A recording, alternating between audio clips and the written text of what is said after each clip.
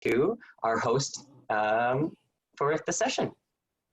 Hola, bienvenidos a todos a esta sesión sobre el impacto del COVID en Latinoamérica. Creo que todos entendieron, lo estuvimos hablando, que era las indicaciones que nos dieron. Nos van a silenciar el micrófono y todo esto está siendo grabado especialmente para luego ser difundido en el canal de YouTube del Congreso. Vamos a establecer un orden por país. Cada uno tiene 7 minutos para poder exponer. Vamos a comenzar con Rodrigo Méndez Fileu, que va a exponer sobre, obviamente, Argentina. Luego Brasil, Colombia, Chile, México, Panamá, Perú y Venezuela. Si nos queda tiempo, y esperemos que así sea, podemos abrir a un luego panel de preguntas. Vamos a comenzar. Rodrigo, voy a compartir la pantalla de tu presentación en PowerPoint. Dame medio segundito. Momentito. Acá estamos. Momento.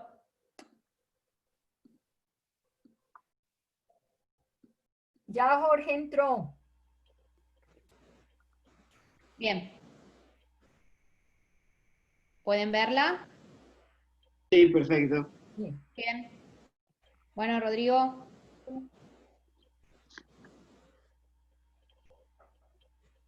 Everyone can see?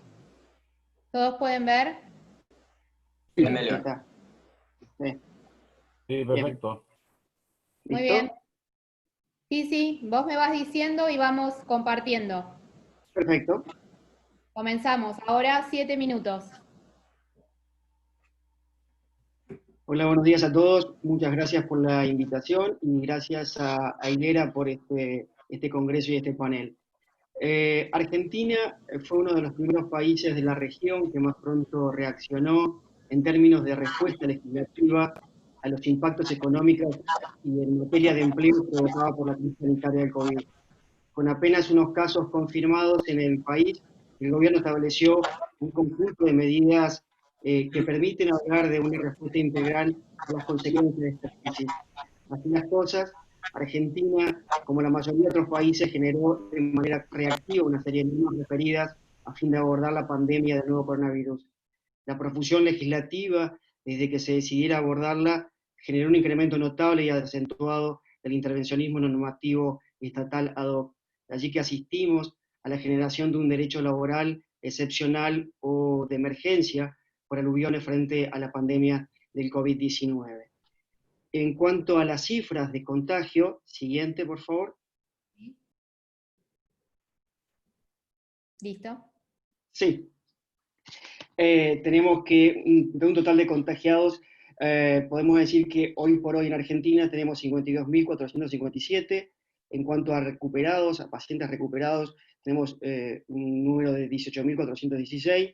Y en cuanto a personas fallecidas, tenemos alrededor de, al día de hoy, 1.300 personas fallecidas. Siguiente, por favor. La elaboración de normas referidas al COVID-19 son muchas, por eso trataré de limitarme solamente a aquellas que tienen mayor preponderancia en referencia a las relaciones de empleo. Cabe señalar que con anterioridad que el Poder Ejecutivo de la Nación decidiera con mayor energía afrontar desde el punto de vista normativo la pandemia del COVID-19, ya el Ministerio de Trabajo, Empleo y Seguridad Social de la Nación decidió realizar una serie de, o mejor dicho, decidió promulgar una serie de resoluciones que en definitiva podríamos decir que constituyeron o configuraron el soft law argentino en referencia a el abordaje del COVID-19. No obstante ello, cabe señalar que el paquete central de medidas establecidas por el Poder Ejecutivo Nacional a fin de abordar la pandemia del COVID-19 están condensadas en el Decreto de Necesidad de Urgencia 297/20, que en definitiva estableció 3 grandes cuestiones de importancia. La primera es el aislamiento social preventivo obligatorio de toda la sociedad argentina, el cual supuso que todas las personas que habiten en él o se encuentran en él en forma permanente o temporaria deben aislarse en sus residencias habituales o donde se encuentren, debiendo abstenerse de concurrir a sus lugares de trabajo y o de desplazarse por rutas, vías o espacios públicos. La segunda cuestión que este decreto de necesidad de urgencia trasunta fue la determinación de un universo de personas que por estar afectadas a actividades o servicios esenciales no debían cumplir con el aislamiento ni con la prohibición de circulación. Y la tercera medida que trajo aparejado este decreto de necesidad de urgencia fue la garantía a todos los trabajadores de la República Argentina, tanto el sector público como el sector privado, respecto del goce íntegro de sus ingresos habituales. Del decreto que estamos comentando pueden deducirse dos escenarios posibles. Uno es de aquellas empresas cuya actividad o servicios no puede interrumpirse por haber sido considerada de carácter esencial, y de aquellas empresas, el segundo escenario son aquellas empresas cuya actividad ha sido interrumpida por no ser justamente considerada la actividad o servicio que desarrollan de carácter esencial. El segundo decreto de necesidad de urgencia que podríamos señalar en cuanto a relaciones laborales es el decreto 34/19, que con posterioridad fue prorrogado por el decreto 528/20, por el cual se establece una doble indemnización, o dicho de otra manera, se establece el agravamiento de las indemnizaciones por despido sin justa causa, por un plazo de 180 días, con lo cual tenemos en Argentina un agravamiento de las indemnizaciones hasta fin de año del presente. Siguiente, por favor. En cuanto a el otro grupo de medidas que entiendo importante señalar es el decreto de necesidad de urgencia del Poder Ejecutivo Nacional, el 329/20, cuyo objetivo fue la salvaguarda y mantenimiento del empleo como una obligación empresaria, neutralizando de esta manera las facultades del empleador. En este periodo de excepción se establece una prohibición genérica de los despidos sin justa causa, y además por las causales de falta o disminución de trabajo o fuerza mayor, también por un plazo de 60 días. Asimismo, también se prohibieron las suspensiones por las causales de fuerza mayor o falta o disminución de trabajo, también por un plazo de 60 días.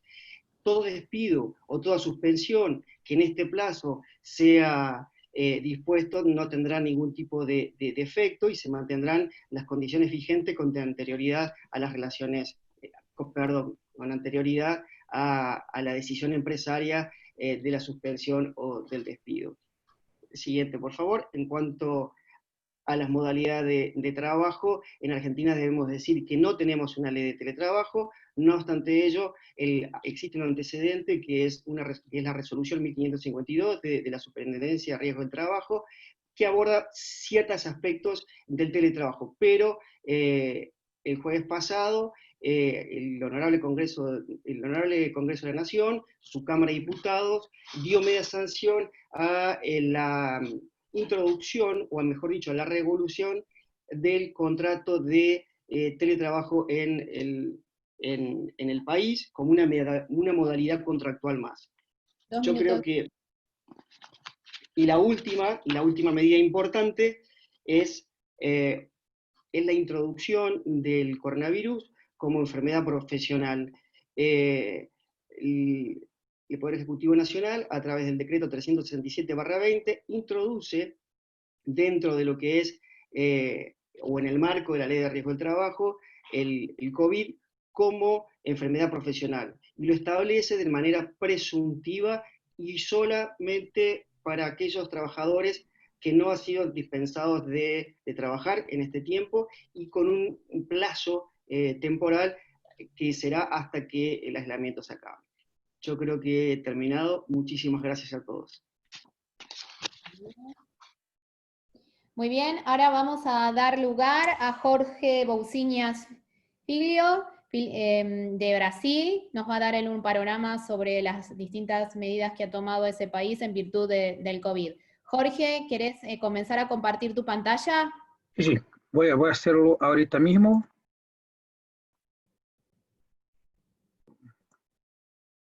Muy buenas tardes a todos y a todas. Les pregunto si puede ver la exposición. Sí, tenés que maximizarla. Claro. Ahí está.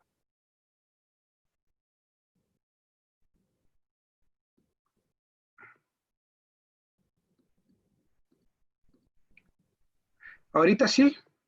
Sí, sí. Muy buenas tardes. Brasil, como probablemente todos lo saben, es uno de los países más atingidos por el coronavirus en Sudamérica y también en el mundo. El número hasta el día 15 de junio era de 1.188.631 contagiados y es un número sobre el cual hay muchas sospechas de que no sea el número real, porque se acredita, nosotros creemos que hay un número de notificaciones menor que el número real de contagiados. Tenemos ya recuperados como 650.000 personas y fallecidos más de 53.830 personas. O sea, nosotros tenemos más fallecidos que Argentina tiene de contagiados, lo que nos pone en una situación en que somos el segundo país del mundo detrás de Estados Unidos, tanto en contagiados cuanto en muertos. Incluso hay una discusión que en Brasil, si todo el mundo vive una crisis sanitaria y también una crisis económica, en Brasil, además de la crisis sanitaria y económica, tenemos también una crisis política que empieza por un representante mandatario máximo del gobierno federal que tiene un discurso que no se armoniza con el de la Organización Mundial de Salud ni tampoco con los alcaldes y de los gobiernos estaduales o provinciales que nosotros tenemos. Como políticas de gran impacto en la cuestión laboral, nosotros tuvimos una serie de medidas, pero 4 que merecen alguno destaque. La primera fue la medida provisional, un tipo de decreto presidencial 927, que tenía un rasgo muy claramente liberal, en el que el gobierno nos presentaba una serie de medidas que los empleadores y los empleados podrían naturalmente adoptar sin ni siquiera haber un acuerdo con el gobierno federal. No es, creo, secreto para nadie que la economía, los mandatarios de la economía de Brasil tiene un rasgo muy claramente ultraliberal, vienen de la escuela de Chicago, y esto se transparece con mucha claridad en la medida provisional 927. Lo que pasa es que las críticas fueron tan largas y el pesimismo de todos, incluso del mercado de capitales, fue tan grande que pocos días después, poco más de una semanita después, el gobierno adoptó una medida provisional, la de número 937, que en verdad sigue por un otro lado, que es una medida claramente keynesiana en el que el gobierno abrió todos sus cofres para pagar una parte significativa de la reducción de ganos de renta de los trabajadores que tuvieron reducción en sus sueldos y también para pagar una ayuda compensatoria para los que trabajen, los que sean informales y también para los que tengan sus contratos de empleo suspensos. En la medida provisional 944 tiene un rasgo keynesiano, pero no tanto.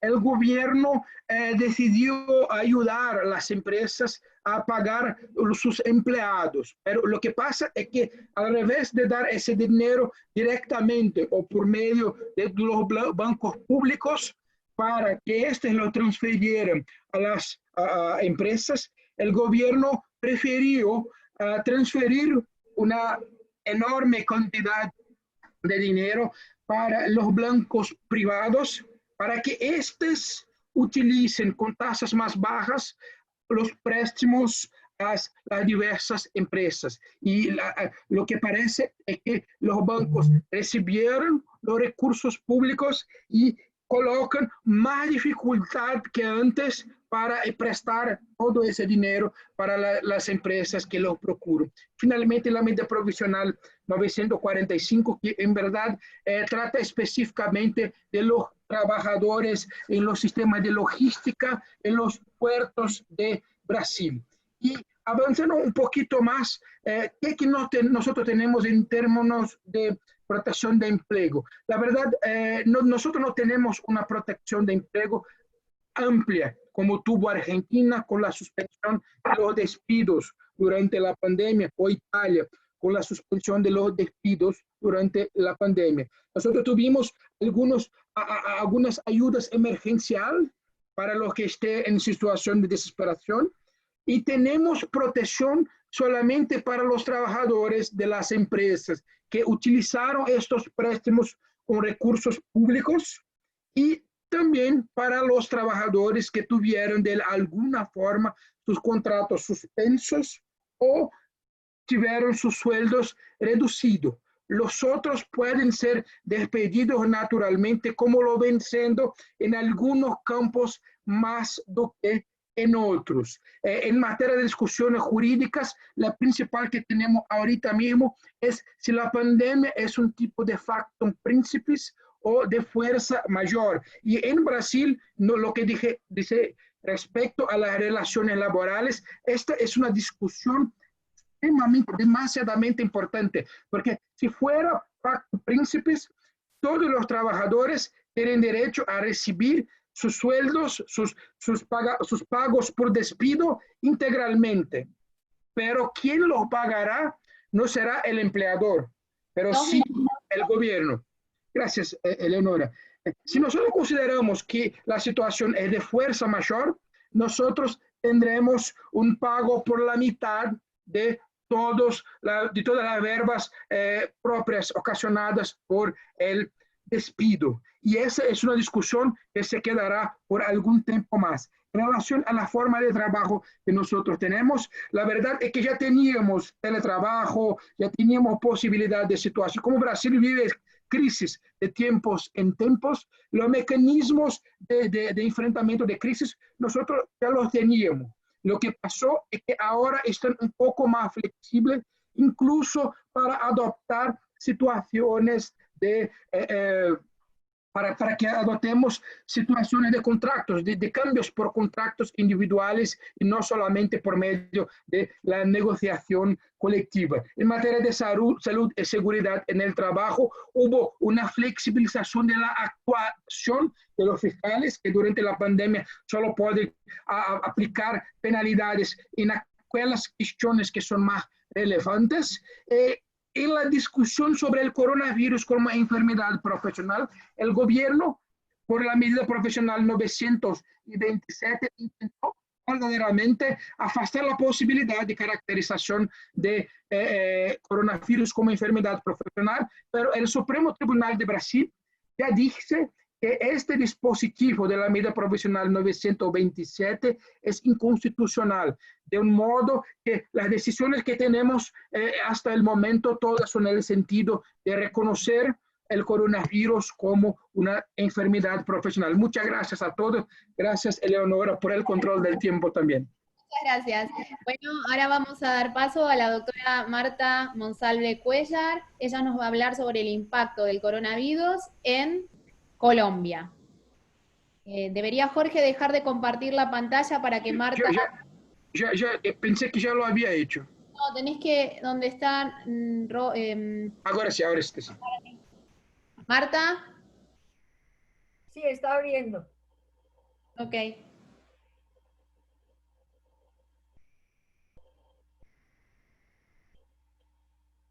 No, no me abrió. Abajo. Sí. ¿Quiere que le comparta yo?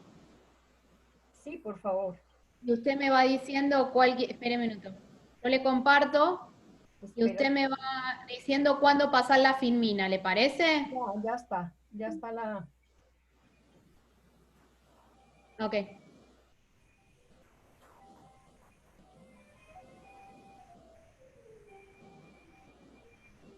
No abre. Sí, entonces sí, por favor. Ok. Tiene que salir de compartir pantalla.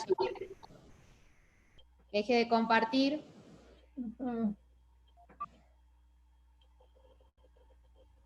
Aquí está la pantalla. A un lado está, ¿lo viste? Sí, pero o la comparto yo o la comparte usted. Debería salir de compartir. Si me diera, porque es que me tocó alterar un poquito el orden. Ahí salió. Okay. Muy buenos días para todos. Realmente el mundo ha tenido muchas crisis, pero esta, por lo sorpresiva y precisamente por ser tan desconocida, ha sido de un grandísimo impacto. A Colombia llega el día 6 de marzo e inmediatamente el gobierno dicta el decreto 417 del 17 de marzo, en donde se decreta la emergencia económica, social y ecológica por 30 días. Posteriormente, el 637 dicta una ampliación, digamos, de 30 días calendario. Se dicta el decreto 457 que ordena el aislamiento preventivo obligatorio para poder contrarrestar la expansión del virus con base en las experiencias de los otros países. De ese decreto hay otro muy importante que es el 488, en el cual realmente en el numeral tercero ese está protegiendo básicamente el empleo, ver cómo se ayudan las empresas, los trabajadores básicamente más vulnerables como son los independientes y las personas que trabajan día a día. Mediante circulares, el Ministerio de Trabajo, las 33, 34 y 35, hace una serie de recomendaciones precisamente tratando de proteger ese empleo y que en lo posible no se apliquen las normas legales. Desde salud y seguridad en el trabajo se dice quédate en casa, pero ese quédate en casa presupone una lucha entre la vida y la supervivencia, de modo que se van ampliando algunas posibilidades de, en primera instancia, 35 excepciones de servicios públicos esenciales. Después se amplía a 46, siempre tratando de buscar la forma de proteger el empleo. En nuestra legislación existen normas para la suspensión de los contratos de trabajo por fuerza mayor o caso fortuito, también por razones técnicas y económicas, y el cierre de las empresas hasta por 120 días. Todas las medidas dictadas por el gobierno encaminadas siempre a proteger el empleo, a ayudar a los trabajadores y a sugerir medios mediante los cuales la gente pueda conservar su empleo. Es así como reglamentado el teletrabajo, pero aparecen otras formas como el trabajo remoto a distancia, el trabajo en casa, el home office, y la insistencia del ministerio de que se acuda a esas normas precisamente para la protección del empleo. Y se sugieren una serie de formas de negociación con base en normas legales existentes, como son el artículo 50 negociaciones individuales, cuando la situación económica del país ha cambiado, y en cuanto a las convenciones colectivas, el 480 de nuestra normatividad. Se recomienda acudir al diálogo social, a la autocomposición, que sean normas temporales, que no se acuda en ningún momento al despido. Eso es lo que se ha tratado de evitar, y de allí una serie de medidas de solidaridad en las cuales nuestro país ha hecho gala, la filantropía, es decir, hemos entendido que esto es un fenómeno de todos y que todos tenemos que afrontar de la mejor manera posible, porque la pandemia no hizo ninguna clase de excepción.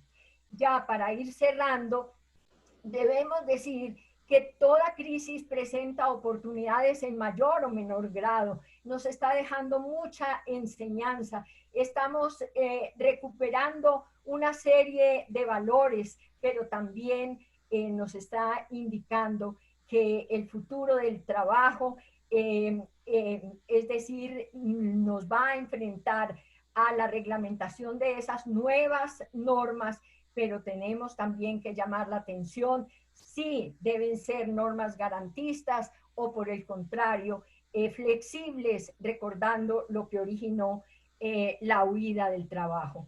Tendremos que hacer acopio de toda la innovación, de toda la creatividad, acudir al emprendimiento, a la economía solidaria, y pensar que hay sectores tan importantes como la administración pública y gasto público, investigación tecnológica, la agricultura y producción alimentaria, y la informática y comunicaciones, en donde nos debemos centrar para recuperar el empleo, proteger la sostenibilidad de las empresas, y juntos, porque es un problema de todos, luchar por un mundo mejor y sacar nuestro país adelante. Muchas gracias. Gracias, Marta. Mientras Marta retira el compartir pantalla, vamos a presentar al doctor Héctor Húmenes Noguer. El doctor nos va a hacer el resumen del impacto de la enfermedad del coronavirus en Chile. Profesor, mientras tanto, si quiere ir presentándose, mientras Marta retira... Sí. Muchas gracias, Leonora. Muy buenas tardes a todos. Mientras espero que tenga la pantalla a disposición, voy a dar un par de comentarios iniciales. Yo creo que en el caso chileno no muy distinto al resto de América Latina, desde el punto de vista que lo que significó el ingreso de esta pandemia nos ha implicado un efecto en la economía extraordinario. Tenemos hoy día en Chile 260.000 casos, tenemos 5.000 muertos, y tenemos 100.000 empresas afectadas por este fenómeno, y con mucha fuerza en materia de desempleo ya hemos alcanzado los 2 dígitos. Por ende, estamos todavía complicados con el tema del impacto del coronavirus, y estamos tratando de salvar este problema económico que a tanto nos afecta para poder hacer frente a este fenómeno. Y este impacto en el mundo del trabajo, naturalmente, que nos ha afectado desde el punto de vista laboral, para poder, por un lado, detener el trabajo y suspender las relaciones, y por el otro, el poder hacer lo posible por mantener en el futuro lo que significa el desarrollo de la empresa.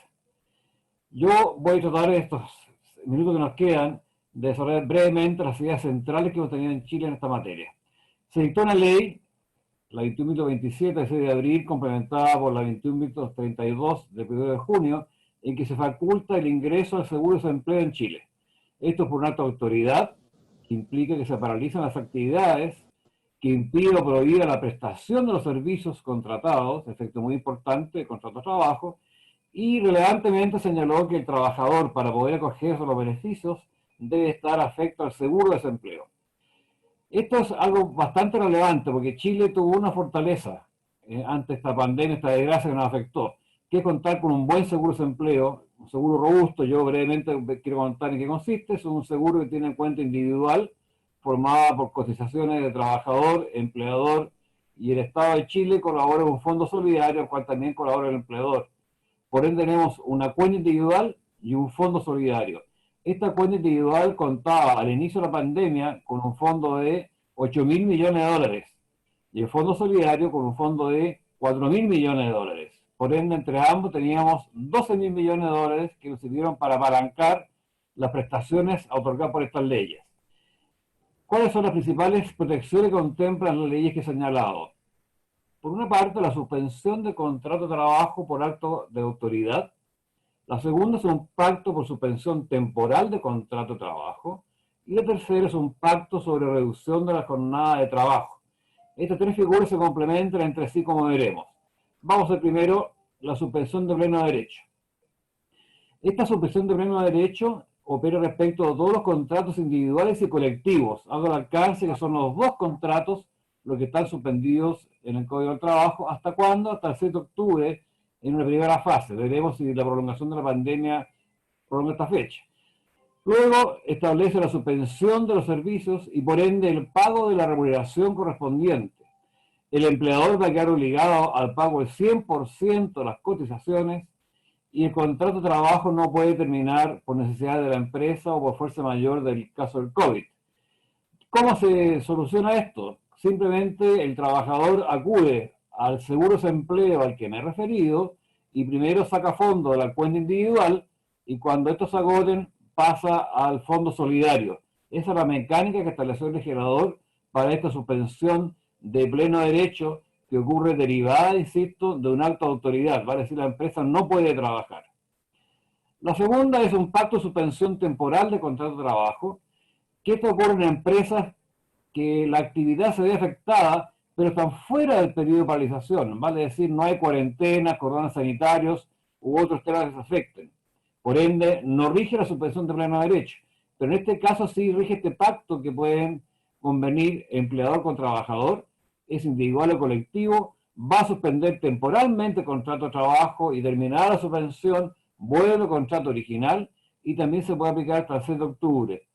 Estos pactos van en consecuencia a aplicarse fuera de los periodos de paralización que establezca el legislador. Cuando hay un periodo de paralización, rige la suspensión de pleno derecho. Se van conformando de esta forma. En tercer lugar, está el pacto de reducción temporal de la jornada de trabajo, que ha sido quizás la más utilizada y la más efectiva en este momento en Chile. Esto es para algunas empresas que se encuentran en algunas circunstancias previstas por la ley, especialmente bajas en las actividades financieras, periodos de quiebra, o actividades económicas concursales o similares. No es para todas las empresas. La remuneración que se va a pagar en este caso de reducción de jornada puede ser hasta un 50% reducida y también, como los dos casos anteriores, primero va con la cuenta individual y luego va a la cuenta del fondo solidario. La duración mínima que tiene esta reducción de jornada es de 1 mes y tiene un máximo de 5 meses y a diferencia de los dos casos anteriores, se puede extender hasta el 28 de febrero del año 2021. Tiene un periodo más largo en el tiempo de obligación a esta normativa. Tenemos en consecuencia 3 figuras que se complementan entre sí. Y finalmente quisiera referirme a la ley de teletrabajo. Esta es una ley nueva, la 21.220, de marzo de este año 2020, que vino a innovar en el Código del Trabajo. Esta ley ha establecido que cuando se pacta el teletrabajo debe mantenerse los beneficios individuales y colectivos, puede comprender el todo o parte de la jornada establecer el contrato de trabajo y da un derecho de desconexión de 12 horas, fenómeno que en la práctica se ha visto dificultado porque todos hemos notado que el teletrabajo ha significado una recarga notable en nuestro mundo laboral en la actualidad. Otra figura muy importante a considerar la ley es que los elementos de trabajo deben ser proporcionados por el empleador. Me refiero aquí a todo el hardware, a las máquinas, al internet y a los gastos que incurra el trabajador en su casa. Y muy importantemente establece también que el empleador se encuentra a cargo de la seguridad y la salud en el lugar de trabajo en que se desarrolla el teletrabajo. Tema que falta por regular todavía en nuestro país y un tema bastante complejo de mencionar, porque hay que hacerse cargo que el empleador no va a tener a la vista al trabajador, pero sí responsable por su salud y trabajo, correspondiéndole al trabajador tales medidas, pero el empleador simplemente va a hacer una inducción a este respecto y tendrá que velar después por dar todos los elementos correspondientes. Aquí, naturalmente, que los organismos administradores del trabajo van a ser aquellos que van a estar encargados y encomendados de la aplicación de esta normativa. Esta ley de trabajo, junto con la ley de protección al empleo que me he referido, han conformado el mundo que en Chile ha servido para hacer frente a la pandemia que me he referido. Creo que estoy en el tiempo, Leonora, así que le doy las gracias a todos por su atención y espero que esta edición de conjunto haya sido de utilidad para todos ustedes. Muchas gracias. Gracias. Ahora es el turno de Leobardo. Leobardo, ¿quieres subir tu presentación? Y Claro. mientras tanto, ir presentándote. Él nos va a dar el panorama en México. Gracias. Buenos días a todos. ¿Me escuchan? Bien. Sí. Por ahí alguien tiene ya. Buenos días a todos. I'd like to interrupt and just let you know that if you have any issues with your connection, you can turn off your video and your voice will be stronger. Gracias. ¿Ya me escuchan? Video para escucharte mejor porque dice que tenés algunos quizás problemas de conexión, que estás apagando tu imagen. No, está. Ok. Ahí está. ¿Está bien? Sí, ahora sí, recién se cortaba. Ah, ok, gracias. Buenos días, mi nombre es Leobardo López Morales, soy de México. Antes que nada agradecerles la oportunidad para compartir algunas circunstancias de lo que está sucediendo en México en relación a la pandemia del coronavirus. En una breve introducción, tenemos que en México existe un Consejo de Salubridad, que es la autoridad en materia de salubridad cuando se presentan los casos como el que actualmente estamos pasando. Me detengo aquí un poco con los números. Actualmente en México tenemos 165,000 contagiados, recuperados 123,000 y casi aproximadamente actualmente tenemos 26,000, actualizada la cifra de lamentables fallecimientos por esta enfermedad. ¿Qué pasa en relación con el trabajo? Bueno, se establecieron 3 tipos de lineamientos jurídicos debido a esta emergencia. El primero es el que se emite el 30 de marzo de 2020, en el que se hace una declaratoria de emergencia sanitaria. Y al día siguiente se establece la suspensión de todas las actividades, salvo aquellas que se consideran como esenciales. En relación al trabajo, se establecieron varios lineamientos. Hasta el 6 de abril se establecieron cuáles iban a ser aquellas actividades que sí se podían llevar a cabo, como la construcción, la distribución de bienes y servicios, plataformas electrónicas, etc. Y algo muy importante que ha permitido que la pandemia no se haya desbordado fue que en el gobierno federal se estableció a partir del 23 de abril que ningún servidor público podía ser despedido. Pero además, todos los servidores públicos que tenían algún grado de morbilidad también se tenían que ir no tenían que presentarse a trabajar, incluso en centros de salud. Otras normas en relación a la protección ya específica del trabajo se da en el sentido de que las autoridades jurisdiccionales también suspenden todas las labores. A partir del 23, 24 de marzo hasta la fecha, no hay tribunales abiertos en México. Un decreto que se dio por el presidente de la República es la entrega de 3 millones de créditos a personas y a pequeñas empresas familiares. Habrá que hacerles notar el dato, en México el 95% de las empresas que dan el 98% de los trabajos son pymes, es decir, pequeñas empresas de no más de 10 trabajadores. ¿Cuál es la circunstancia? Me detengo aquí también un poco. La Ley Federal del Trabajo establece que cuando se dé un estado de contingencia sanitaria, se va a suspender la relación de trabajo. Y el patrón está obligado a pagar un salario mínimo por un mes. El problema es que en México un salario mínimo equivale a no más de $6. Lo que se estableció en México fue una emergencia sanitaria. ¿Esto qué se dio? Bueno, que en esencia el patrón suspende sus actividades, pero no suspende la relación de trabajo en términos jurídicos. Es decir, el patrón está obligado a pagar el 100% del salario al trabajador. Obviamente esta medida ha sido por una parte aplaudida, por otra parte criticada, porque obviamente toda la carga se le da a la parte patronal. Sin embargo, el gobierno actual le ha apostado a otorgar esos pequeños créditos a la palabra, prácticamente sin requisitos, y entonces eso ha permitido un poco que los efectos de la pandemia no se hayan dado en gran circunstancia. Ya para concluir, reitero las cifras, más de 26,000 fallecidos.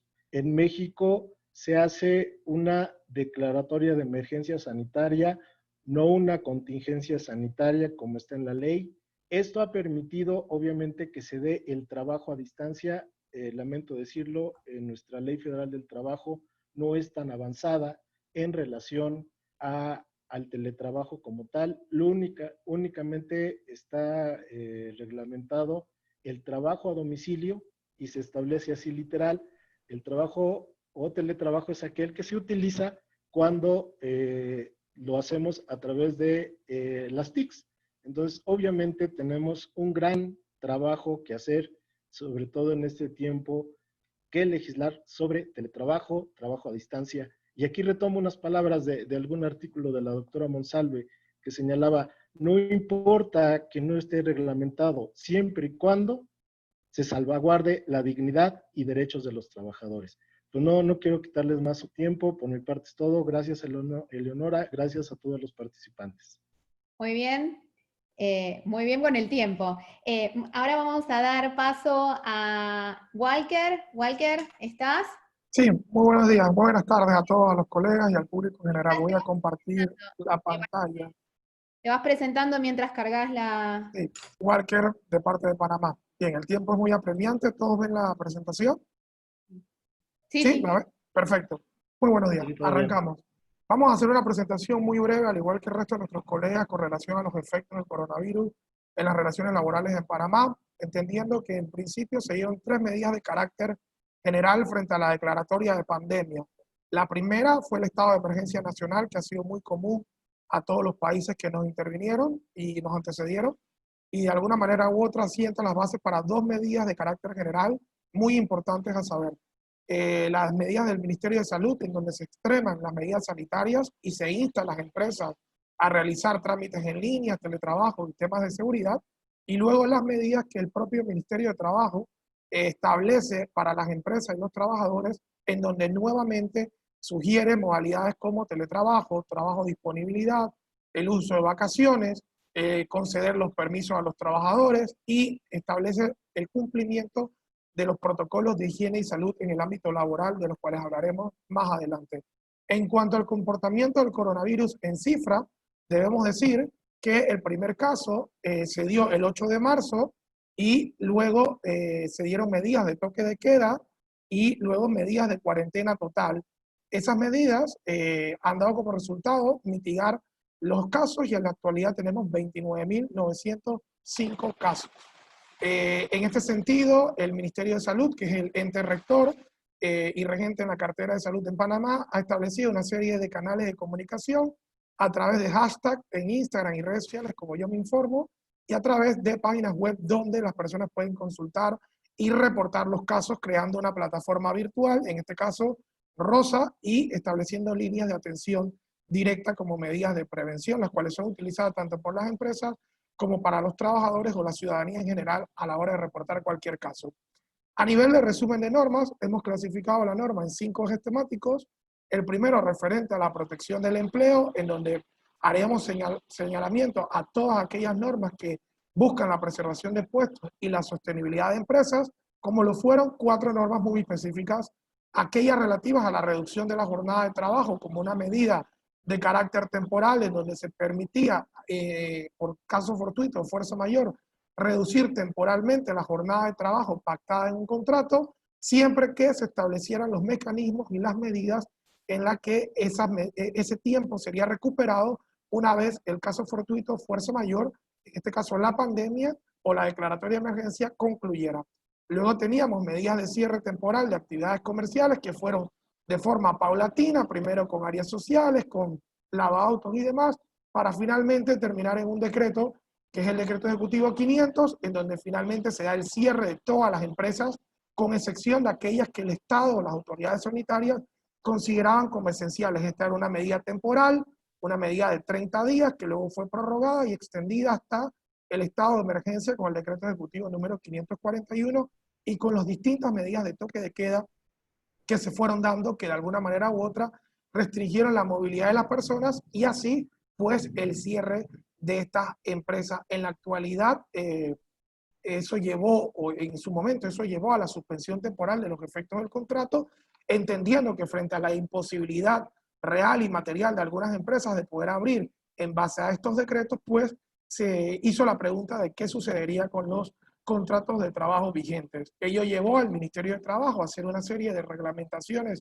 de carácter temporal y a reglamentar algunos artículos de forma especial del Código de Trabajo, entendiendo que las instituciones para este momento se encontraban cerradas y pues que no se podía presentar de forma física estos procesos de suspensión temporal, lo que llevó a digitalizar todos los procesos y crear medidas temporales en cuanto a los casos fortuitos fuerza mayor. Lo importante y destacable de todo esto es que el Estado o el gobierno panameño reconoció de forma expresa la pandemia y el estado de emergencia como caso fortuito y fuerza mayor, así que no era necesario dentro del proceso probar este elemento, sino más bien probar que usted se encontraba dentro de las empresas que habían sido ordenadas de cierre, entendiendo que existían excepciones de empresas que por su naturaleza son esenciales, como hemos dicho. En la actualidad se discute la reapertura gradual de las empresas. Las autoridades sanitarias han establecido reaperturas por bloques, tenemos 6 bloques y hasta el momento se han abierto al menos 2 bloques de forma parcial, es decir, que a pesar de que se han aperturado, solo se permite el 30% de la capacidad de los trabajadores en función de un distanciamiento de 2 metros entre personas. Tenemos, y esta pandemia generó nuevas formas de trabajo, como el teletrabajo, la cual había sido reglamentada precisamente 3 semanas antes en una ley en la Asamblea Nacional, pero que todavía requiere algún tipo de reglamentación específica, y el Estado, o a través del Ministerio de Gobierno, se creó la modalidad del trabajo de disponibilidad como una forma de trabajo on-call, donde el trabajador estaría a la espera de un llamado para luego acudir y de esa manera reducir el impacto de personas dentro de la oficina. A nivel de la Administración de Justicia, como pueden ver, son muchísimos los acuerdos que se han dado en esta materia para la suspensión de los términos, entendiendo que nuestra jurisdicción en materia laboral tiene aspectos sujetos al órgano judicial de forma directa y otros aspectos directos a la parte administrativa, como son las juntas de conciliación y decisión laboral, y también la Dirección General de Trabajo, que ve todo el tema de las suspensiones, como ya le he comentado. Gracias, Eleonora. En este mismo sentido, se han creado normas que van guardando relación con la salud y la higiene y la seguridad en el trabajo. Se creó un protocolo de forma tripartita, que es importante destacar, donde se contiene información general del COVID, la necesidad de la creación de los comités especiales de salud y higiene, y se dictan medidas especiales para las empresas y medidas específicas por sectores económicos primarios, secundarios y terciarios. De igual manera, se han creado toda una serie de resoluciones, tanto por el Ministerio de Trabajo como por el Ministerio de Salud, en las que establecen los lineamientos básicos para el retorno y los mecanismos, documentos que las empresas deben presentar para poder restablecer su reapertura, y se hace una distinción especial en empresas que tienen menos de 51 trabajadores con relación a empresas que tienen 51 trabajadores o más. No queremos pasar por alto el contexto de los migrantes y consideramos importante señalar la suspensión de los vuelos internacionales que conllevó toda la pandemia, medida que todavía está hasta el 22 de junio de presente año, y las excepciones que se han dado con relación a los vuelos humanitarios. A nivel de migración y a nivel de permiso de trabajo, pues se han dado suspensiones de los carnets y se han extendido pues estas medidas a fin de salvaguardar los derechos de cada uno de los trabajadores extranjeros que se encontraban en el país. Es importante señalar que bajo el modelo del diálogo social tripartito, con el respaldo de la OIT, se instauró una mesa del diálogo a partir del 1 de mayo, con una duración de 2 meses, en donde se buscaba lograr medidas consensuadas y en donde cada sector está representado por 8 asociaciones o gremios más importantes, y los temas a tocar fueron la mesa económica laboral, los asuntos jurídicos económicos y reapertura gradual de las empresas. Esto nos lleva a los retos y a conclusiones que finalmente serían garantizar la sostenibilidad de las empresas como medida de preservación, generar nuevas plazas de trabajo, impulsar la reactivación productiva del plan, ajustar el presupuesto y ver todo el tema de la cobertura del plan. Estamos en el minuto exacto que nos ha dicho y con ello, en el momento de réplica, podríamos compartir más sobre los principales retos que nos quedan como Panamá. Muchísimas gracias. Muchas gracias, Walker. Ahora es el turno de Marco Mejía. Marco, si Hola, quieres, voy a compartir la pantalla. bien, si te vas presentando, ¿querés vos también? Bien, ¿está la pantalla? Está, sí, todavía no se ve, pero iniciaste. ¿Se ve la pantalla? No, todavía no. Está como que iniciaste, lo has iniciado, pero no se ve el archivo. Ahora sí.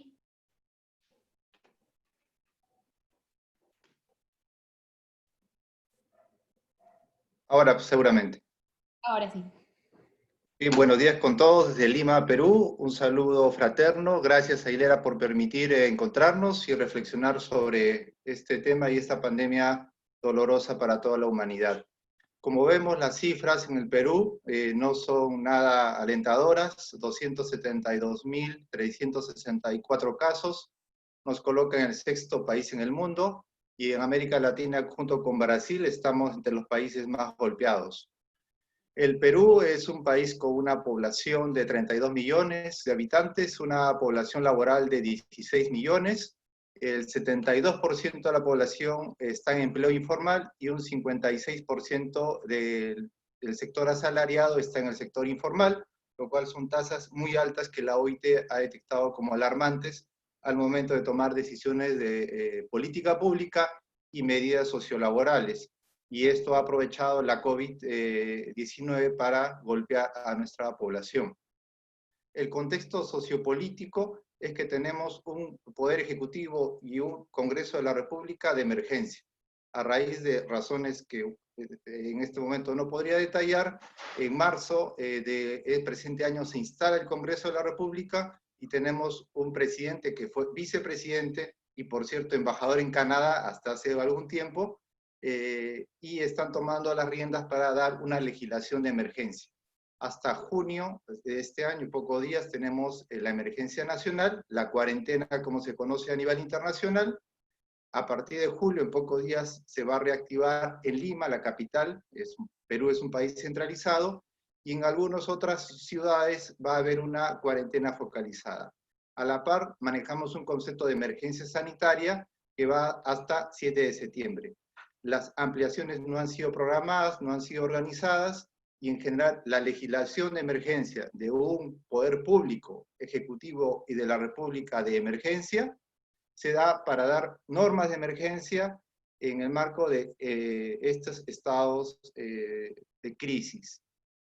He elegido tres temas específicos por el tiempo. El primero es el teletrabajo y el trabajo remoto, de mucho interés a nivel internacional. Perú tiene una legislación desde el 2013, una ley como una modalidad contractual laboral, fue reglamentada a fines del 2015 y desde el 2016 tenemos un régimen normativo bastante completo, pero sin embargo con deficiencias propias de sus características, como aquellos trámites administrativos han impedido que se utilice. Por tanto, para la COVID o la enfermedad no han servido, no se ha utilizado el régimen de teletrabajo que teníamos. Frente a esta situación, se ha regulado lo que se llama el trabajo remoto, de manera transitoria durante la emergencia sanitaria, que, repito, va hasta septiembre. ¿En qué se caracteriza el trabajo remoto? Que es una prestación subordinada de aislamiento domiciliario, donde se utiliza cualquier medio o mecanismo que posibilite las labores del centro de trabajo, siempre que la naturaleza de las labores lo permita. Esto es clave y en caso que no sea posible el trabajo remoto, la regla general en el Perú es que se da una licencia con goce de haber, o sea, se paga, no hay labor, no hay prestación subordinada, pero existe el pago con una compensación posterior. El teletrabajo, el régimen preexistente, se basa en un acuerdo. En cambio el trabajo remoto es unilateral siempre que la naturaleza del trabajo lo permite.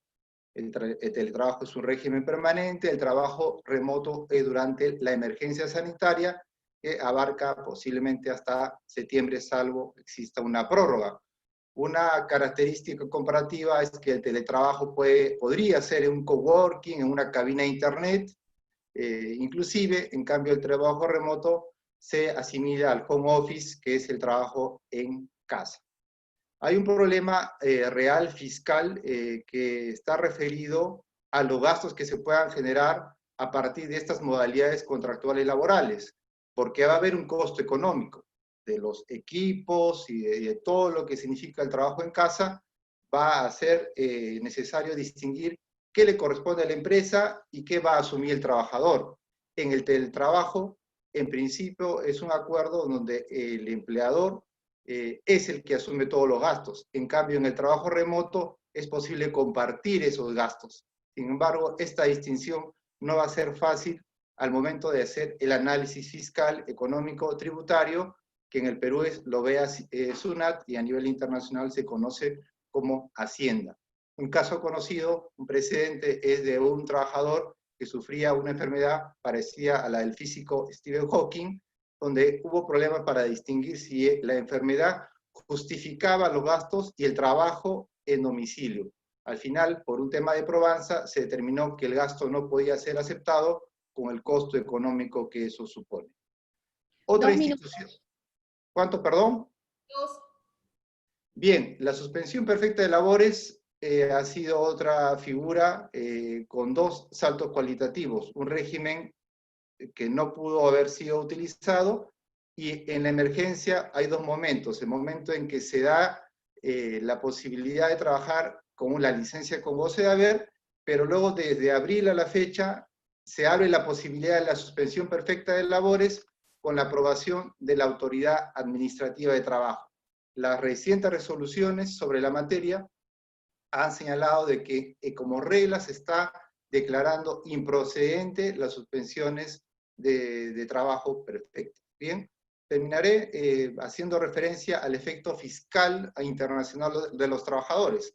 Hay una regla de jurisdicción basada en la presencia física de los individuos. En abril, la OCDE señaló la posibilidad de que esto pueda tener un efecto. Sin embargo, señaló que los desplazamientos forzados de trabajadores a nivel internacional debían producir algunos efectos, pero nada relevantes. En buena cuenta, OCDE dijo que esto era un problema latente que estaba sujeto a evaluación.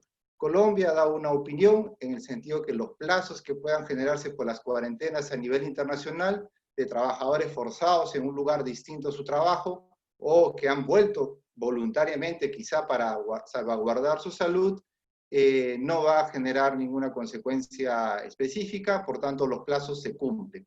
Perú está pendiente de evaluar la consecuencia fiscal de eso, la autoridad tributaria todavía no se ha pronunciado, y si nos ceñimos estrictamente a lo que dice la norma, tendrían que cumplirse los efectos fiscales del plazo, con lo cual la regla es que hay mayor gravamen, la regla es que hay mayor efecto fiscal. Bien, solamente me despido señalando de que nuestros países en América Latina tienen problemas comunes, la legislación sociolaboral sigue cambiando constantemente y es importante la reflexión académica para aportar a los gobernantes, a los legisladores, y qué mejor que este espacio de hilera. Muchas gracias a todos. Muchas gracias, Marco. Mientras retiras el Power para que pueda compartir la pantalla. Sí, en un segundo lo hago. Gracias. Ahora es el turno de Venezuela. ¿Estás, Gustavo, por ahí? Ahí está. Sí, gracias, Eleonora. Bueno, ante todo, muy buenas tardes, al igual que lo han hecho ya el resto de mis compañeros. Agradezco, Hilera, por la invitación. Quisiera comenzar mi exposición advirtiéndole respetuosamente que en mi caso el tema no puede ser abordado de la manera tradicional como lo han hecho mis compañeros, porque desde antes del coronavirus Venezuela ya transitaba por una crisis de magnitudes colosales y estaba en un proceso acelerado de desintegración institucional. Además, es un país en el que la mayoría de su fuerza laboral ya estaba desde antes de la llegada del coronavirus en el desempleo, en la economía informal o en el exilio. Unas pocas cifras bastarían para ilustrarles la magnitud de la crisis venezolana y cuán grave podría ser la situación si la pandemia logra alcanzar, como pareciera estarlo haciendo ya, una fase exponencial. La primera es el Producto Interno Bruto. Venezuela es un país en el que las autoridades han reconocido que entre 2013 y 2018 la economía cayó en un 52,3%. Eso equivale, según los economistas, a más del doble de la caída que experimentó la economía británica después de la Segunda Guerra Mundial. El segundo indicador es el desempleo, que según los pronósticos del Fondo Monetario Internacional, en el año 2020, sin coronavirus, alcanzaría una impresionante cifra del 47%. Esa es la más alta de todo el mundo y similar a la que registró Bosnia después de la guerra de los años 90. El tercero y cuarto lugar, Venezuela es un país cuya tasa de informalidad ronda el 50% de la fuerza laboral, con un salario mínimo de apenas $2,33 mensuales, con una hiperinflación más alta de todo el planeta. Y finalmente, según las cifras de ACNUR, a junio de 2020 el número de migrantes ascendía a 4.700.000 personas. Esto es más de toda la población que tiene Panamá, y más migrantes que los producidos por el conflicto de Siria desde el año 2011. En definitiva, lo que quiero decir en esta primera parte es que la situación venezolana ya estaba muy deteriorada antes de la llegada del coronavirus y ahora la pandemia amenaza con convertirse en un tsunami que podría terminar de destruir a la nación y seguir generando efectos dentro de nuestros vecinos latinoamericanos. Ahora bien, respecto a los datos estadísticos de la COVID-19, al 23 de junio, según las cifras oficiales, había 4.048 casos, 1.327 personas recuperadas y tan solo 35 fallecidos. No obstante, se duda de la veracidad de estos datos, pues durante el mes de mayo se estaban practicando apenas 100 pruebas de la tipo PCR, que son las más confiables, mientras en países como Colombia se hacían unas 2.500 por día. Perdón, por Gustavo, eso, lo que no están avanzando las filminas, las tenés que hacer avanzar. ¿no se ve ahí? No, porque te quedaste en la primera, deberías cliquear en la siguiente. Perdón que te interrumpa, pero me di cuenta porque tengo tu presentación y veo que... Oye, a mí se me está pasando, ustedes no la ven cuando se... No, quedó en la primera solamente. Voy a volver a compartir entonces, si me permite. Sí, me di cuenta, por eso, disculpa que te interrumpo, pero me doy cuenta, si no te la comparto yo y vos me vas diciendo, si querés. Bueno, déjame ver si ahora sí se... ¿La ven? ¿La ven ahora? Dame un segundo. Sí, sí. ¿Ven ahora? Ahora sí. ¿Ahora sí se cambió? Se ve, pero no... trocar slides. Bueno, entonces te pido, Leonora, disculpa, yo sí la estoy viendo, que se me está pasando, pero ustedes no la ven. Ok, te pido que la saques y rápidamente trato de compartírtela. ¿Sí? Dame un minuto.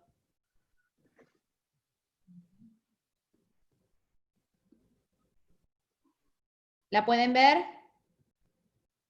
Yo no. Un momentito. Tá, eu posso ver agora. Ok.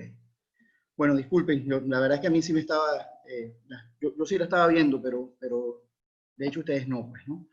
Bueno, decía que respecto al tema de las cifras, 4.048 casos oficiales, 1.327 y 35 fallecidos, pero decía que esa era una cifra cuya veracidad, o la veracidad de esos datos han sido cuestionadas, porque en Venezuela apenas se practicaban diariamente 100 pruebas del tipo PCR. Y por eso y por muchas otras razones más que no tendría tiempo ahora de explicar, existe fundada sospecha de que esas cifras albergan subregistros de casos no relevados, como se dijo en un reciente informe de Human Rights Watch y de los Centros de Salud Pública de la Universidad Johns Hopkins, que señaló expresamente que las cifras venezolanas eran absurdas y no creíbles. Podemos pasar a la siguiente, Leonora. En cuanto a las medidas que han sido dictadas para enfrentar la pandemia y sus efectos, en el caso venezolano habría que enfocarse en 2 decretos que se dictaron conforme al artículo 338 de la Constitución, mediante los cuales se estableció en el país un estado de excepción. El primero de esos decretos, no sé si puedas pasarla, Leonora. Sí, sí. Ajá, el primero de esos decretos es el 4160, mediante el cual se declaró el estado de alarma, y el segundo, el 4194, mediante el cual se declaró el estado de emergencia económica. En Venezuela la Constitución establece 3 tipos de estado de excepción, de manera que en este momento están activos 2 de ellos, ¿no? Sin embargo, entre las particularidades del caso hay que advertir, primero, que los estados de excepción han sido decretados por una persona cuya legitimidad ha sido cuestionada por más de 50 países en todo el mundo, lo que plantea una crisis constitucional en ese sentido. Lo segundo es que ninguno de esos decretos pasó por la aprobación de la Asamblea Nacional cuando la Constitución ordena que así sea, lo que convierte a estos actos en inconstitucional. Y lo tercero es que uno de esos decretos de emergencia económica ya venía siendo utilizado por el régimen venezolano desde el año 2016 como una herramienta para concentrar poder y desplazar las funciones de la Asamblea Nacional. De manera que en Venezuela se puede decir que el régimen, el estado de emergencia económica, lejos de ser una excepción, se ha convertido más bien en la regla. Por eso, en cualquier análisis, lo primero que hay que poner de relieve es que Venezuela vive una crisis institucional y constitucional de enormes proporciones que agrava mucho una situación que ya era por sí sola bastante grave. Si podemos la siguiente, Leonora, en cuanto a las medidas laborales que se han tomado en el marco de la pandemia, a mí el tiempo me alcanza apenas para referirme a 2 de ellas. La primera, la suspensión de las actividades laborales por cuarentena obligatoria, y la segunda, la inamovilidad laboral. En cuanto a la suspensión de los contratos de trabajo, en el caso venezolano, a diferencia de otros países, no se estableció en el marco de la emergencia un plan especial que ayudara a los empresarios o a los trabajadores que se habían visto afectados por los cierres o por las suspensiones de los contratos de trabajo. Además, Venezuela no cuenta con un sistema confiable de seguridad social con el que los trabajadores pudieran contar, más aún en la situación tan compleja que he referido antes. Tampoco se dictaron procedimientos especiales para la suspensión legal de los contratos de trabajo, así que aquel empresario que pretendía suspender su contrato debía acudir al régimen ordinario de suspensión por casos fortuitos o fuerza mayor, que resultaba engorroso para enfrentar una coyuntura como la planteada por el coronavirus, porque supone procedimientos complejos y presenciales imposibles de tramitar ahora.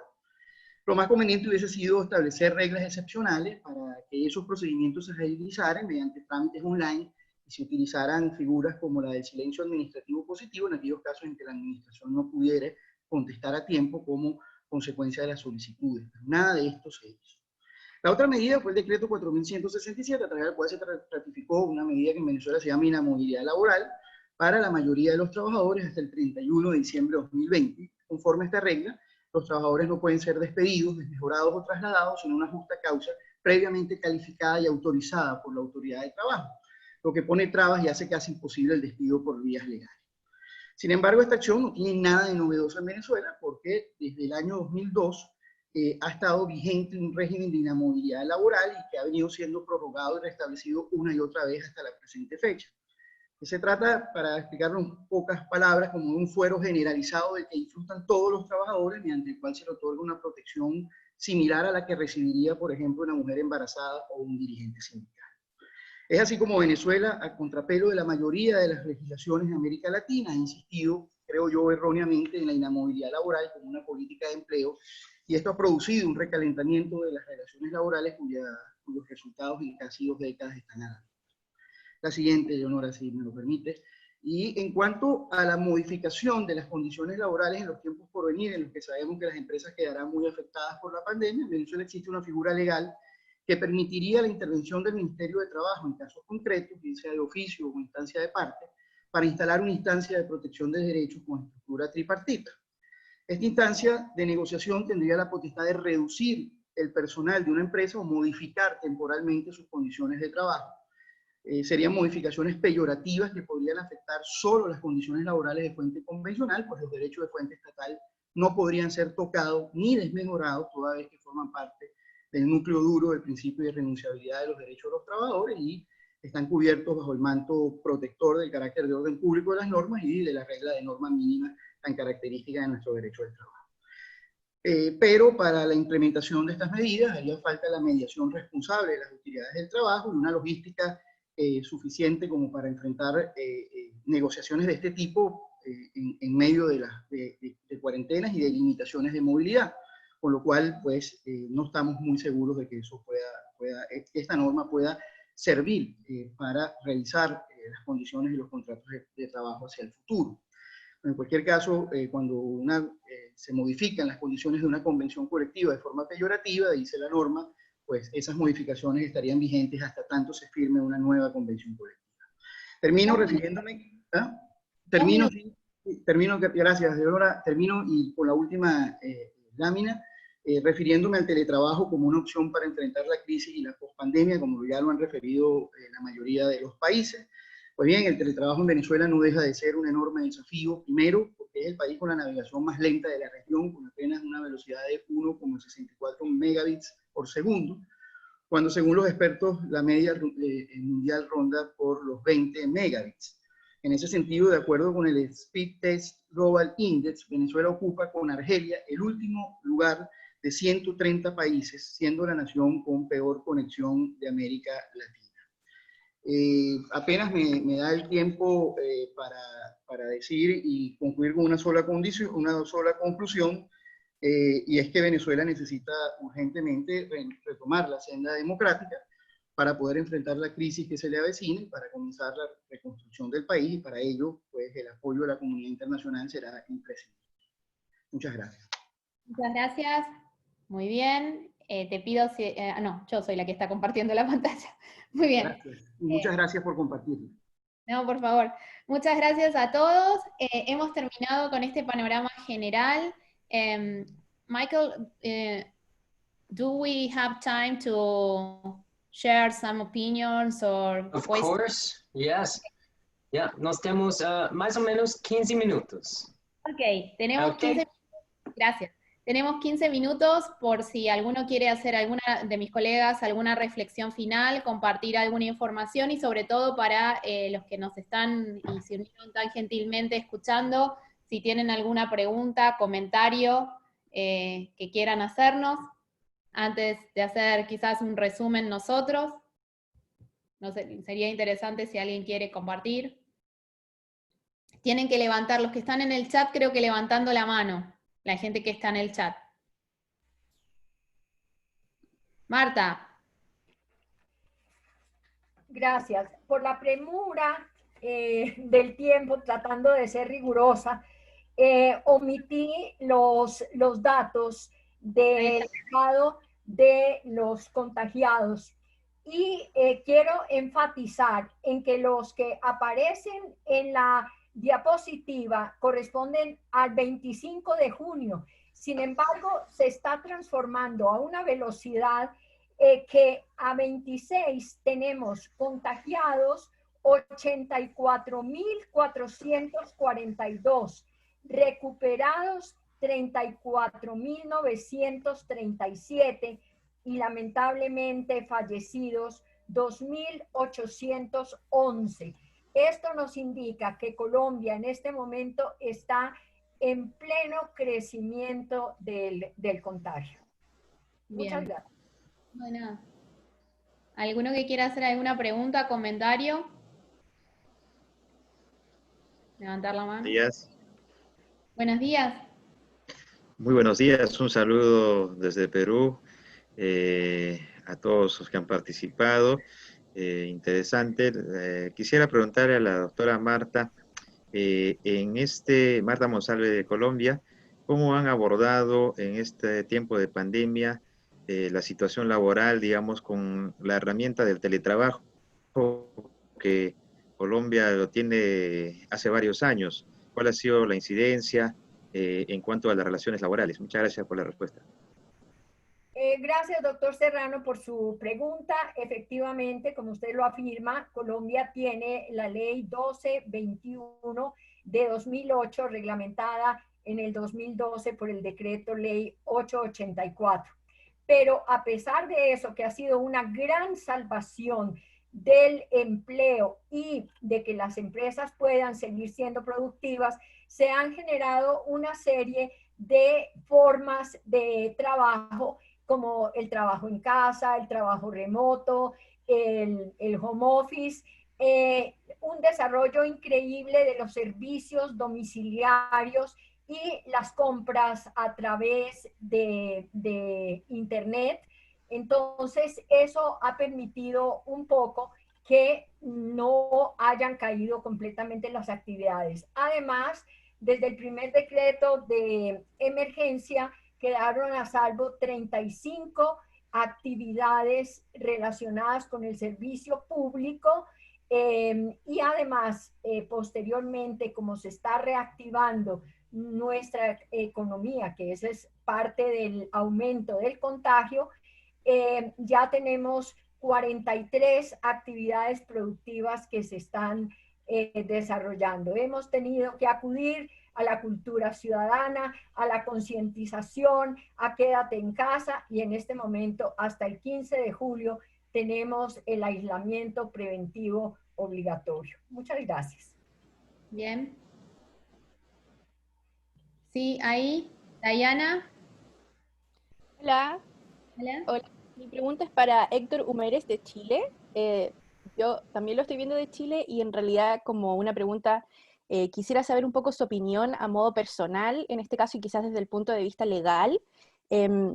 ¿Cuál cree, si en el fondo considera positivo o negativo? Yo sé que digamos, ponerle nota o no, igual suele ser un poco injusto, pero me gustaría saber desde su opinión personal y desde el punto de vista legal, si considera que la ley de protección al empleo que ha implementado el gobierno tendría, ¿qué cree usted, un efecto positivo o negativo en el desempleo, digamos? Yo sé que está subiendo, pero ¿cree usted que a la larga podamos retomar o no y eso tenga una influencia positiva o negativa? ¿Qué puede decir respecto a eso? Muchas gracias. Sí, gracias, Dayana.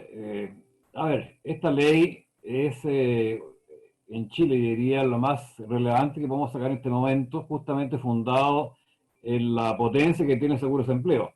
Como yo señalé anteriormente, habría sido imposible hacer frente a esta pandemia con otra fórmula. Y yo creo que nos pilló desde ese punto de vista bien parados la eventualidad. Ahora, si es suficiente o insuficiente, yo tiendo a pensar que si la pandemia en Chile no cede, como por ahora está ocurriendo, esto puede repercutir fuertemente en las prestaciones que tenga la Seguridad de Empleo, que si bien contaba con 12.000 millones de dólares, como ya señalé, si estamos pensando que esto fuera unos 8 meses, por ejemplo, en vez de los 3 o 4 previstos al comienzo, difícilmente podremos soportar el problema. Ahora, nunca va a ser suficiente para las personas que han perdido el empleo o que se han visto afectados por la reducción de remuneraciones, una prestación de seguridad social de esta naturaleza que no tiende a reemplazar el 100% de la retribución. Por ende, hay que mirarlo bajo esa circunstancia y bajo esa apreciación. Yo, más que la gente que ha perdido el empleo de trabajo, yo diría, dependiente, me entran a preocupar los independientes, aquellas personas que están sujetas a no encontrar trabajo, sino que a una boleta honorario o a una prestación de ese tipo. Y que en Chile se acaba de dictar una ley que, si uno analiza bien, en el fondo de lo que se trata es un préstamo que se entrega a los independientes, que en Chile son más o menos 1,5 millones de personas, entre los cuales están los abogados, por ejemplo. Entonces, ese tema sí que me preocupa, porque no sé si ellos van a estar en condiciones de soportar el problema. Y el tema de las empresas, este país ha llegado a un acuerdo político por hacer un aporte de 12 millones de dólares adicionales de aquí a 2 años, también debería ser considerado suficiente para poder respaldar el mundo empresarial, porque una cosa es suspender el empleo y otra es que lo recuperemos. Y eso depende mucho de la duración. Una empresa afectada este instante en el mundo por esta pandemia, yo no sé si honestamente puede soportar 8 o 10 meses de paralización. Lo encuentro muy difícil. Ergo, estamos sujetos a lo que Dios nos depare en este punto, y el país está haciendo lo posible. Creo yo que es un tremendo esfuerzo Chile por salir adelante de esta materia, no perder los empleos y que no se destruyan empleos en forma definitiva, que es lo que realmente nos debería preocupar, aparte de los sanitarios. Es lo que te podría responder por ahora para no alargarme en este punto. Muchas gracias.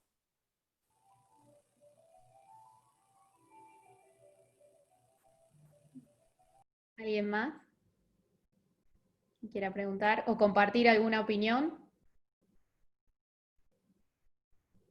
El punto aquí es hasta dónde dura la excepcionalidad, porque esto, como lo apuntaron mis colegas, es la excepción a la excepcionalidad. Nosotros como países de Latinoamérica que tenemos una pobreza estructural hace más de 30 años y que nos cuesta movilidad social, tenemos problemas de informalidad, el impacto sin duda, si en los que son potencias, digamos, más desarrolladas y no tienen tantos problemas que nosotros tenemos aprehendidos, digamos, y condicionamientos, va a ser harto más complicado. Y el tema es hasta dónde llega la excepción de la excepcionalidad, la prohibición de los despidos, las subvenciones del Estado, hasta dónde el Estado, con mayores o menores lineamientos como puede ser Argentina y del otro lado Brasil, supongamos, en cuanto a las prestaciones que se están dando, hasta dónde se llega con eso, ¿no?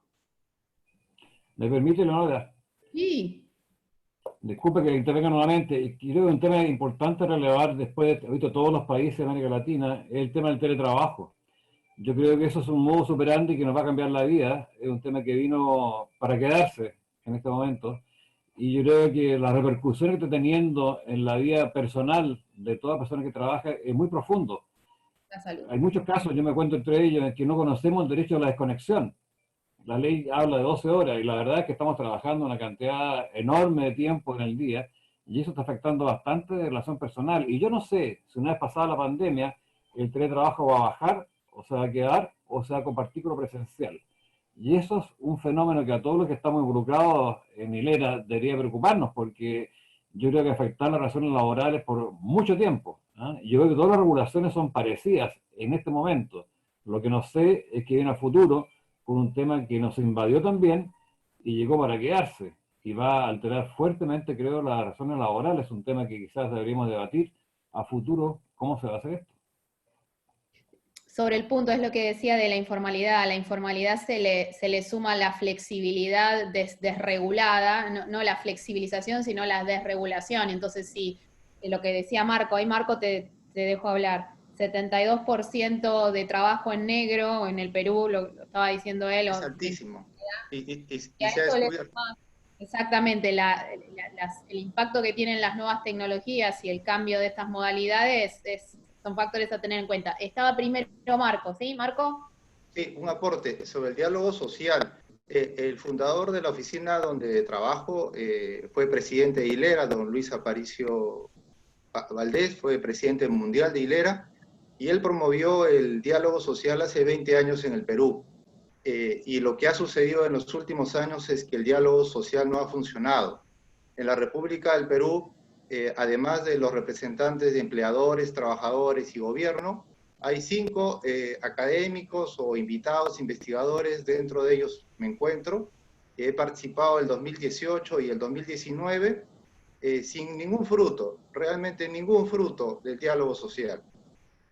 A inicios de la pandemia, y con eso termino, nos convocaron para una reunión a los académicos o investigadores o alguien que pueda dar alguna idea. Sin embargo, retiraron la invitación alegando de que no había un vehículo de comunicación para las reuniones. Entonces, eso es una excusa que no resiste la mayor entendimiento, ¿no? Con eso resumo que el diálogo social en el Perú no está funcionando. Gracias. Walker, ¿qué quieres hablar? Sí, para hacer una breve intervención y haciéndome eco, aparte de las conclusiones de la doctora Marta, cuando decía que toda crisis trae una oportunidad. Yo creo que en paralelo con el tema del teletrabajo están las oportunidades que se pueden dar a nivel de celeridad de la administración pública, que por muchos años hemos visto el tema de la burocratización, del excesivo papel, de las líneas para hacer trámites, y creo que de alguna manera u otra, no solamente enfocarnos en las dificultades, sino también en las oportunidades que ha traído esto para los diferentes países. Yo lo analizo desde la perspectiva de Panamá, en donde cada vez más la inteligencia artificial a través de plataformas o sistemas que utilizan el sistema de WhatsApp empiezan a dar respuestas automatizadas y que tanto esto ha ayudado a personas en una situación de crisis a tener una respuesta mayor. Yo creo que dentro de todo la crisis ha traído la modernización de algunos servicios que por años quizás Latinoamérica ha tenido más atrasado que otras regiones y que crea una nueva oportunidad, ¿no? Que paralelo al teletrabajo, cómo la administración pública agiliza y llega a más personas y cómo entonces sería el tema de debate, cómo garantizamos el acceso al Internet a todas las personas en nuestros pueblos latinoamericanos. Ese sería el debate que creo que podríamos construir, no solamente desde el punto de vista negativo de los riesgos psicosociales que ha traído el teletrabajo y el encierro en la casa y sin limitaciones de horario. Así que lo dejo a la reflexión y con mucho gusto compartimos otras ideas. Bien. Marta. Sí, en apoyo a lo que ha dicho Héctor, nosotros en esta pandemia tuvimos el auge de la tecnología, de las telecomunicaciones. Hace 4 años, con la revolución 4.0, estábamos pensando que entrábamos en un proceso. ¿Qué sucedió con esta pandemia? Que nos tocó acelerar, innovar, crear una serie de plataformas y prendernos de la tecnología. Esa tecnología tiene que seguir avanzando. Y además, en este aspecto del teletrabajo, pues vale la pena una reglamentación. Lo de la desconexión es absolutamente válido, pero sin entrar en los excesos del garantismo, que es lo que sencillamente se puede volver una cortapisa para el desarrollo de determinadas actividades. Gracias.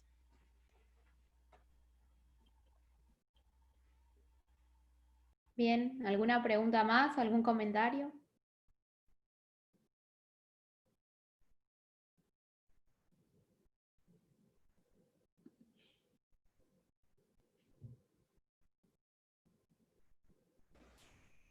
Comenta lo del libro, Eleonora.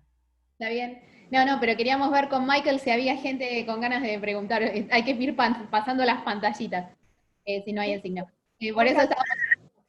Muy bien, nosotros, Michael, just to say, nosotros nos estuvimos reuniendo estos últimos meses, las personas que hemos presentado en estos 8 cortos minutos este panorama sobre el impacto del COVID en Latinoamérica. Tenemos 2 publicaciones, una que se va a hacer en el Brasil, en la revista del Colegio Público de Abogados, y otra revista en la Argentina, del Instituto de Investigaciones en Derecho del Trabajo y Ciencias Sociales, el IDEIDES, de la Universidad Nacional del 3 de Febrero, sobre el impacto, estos resúmenes obviamente, pero mucho más desarrollados, sobre el impacto de esta enfermedad en nuestros países. Estarán disponibles en breve online, así que están a su disposición. Y el libro de Colombia, por favor. Ay, por favor, haga usted el anuncio que no quiero... Este libro también será editado por la editorial Ibáñez en Bogotá y estará también próximamente, porque este va a ser más amplio, más completo, con la información de cada país. Muchas gracias. Muchas gracias. Bueno, gracias a todos por unirse. Michael, I think we finished. All done. Okay, I'll stop the recording. Many thanks, Michael. Many thanks for your help. Oh, my pleasure.